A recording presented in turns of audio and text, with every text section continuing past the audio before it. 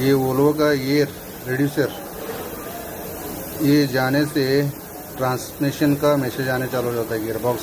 Gearbox high pressure दिखाना चालू हो जाता है, इसलिए इसको चेंज कर रहे हैं।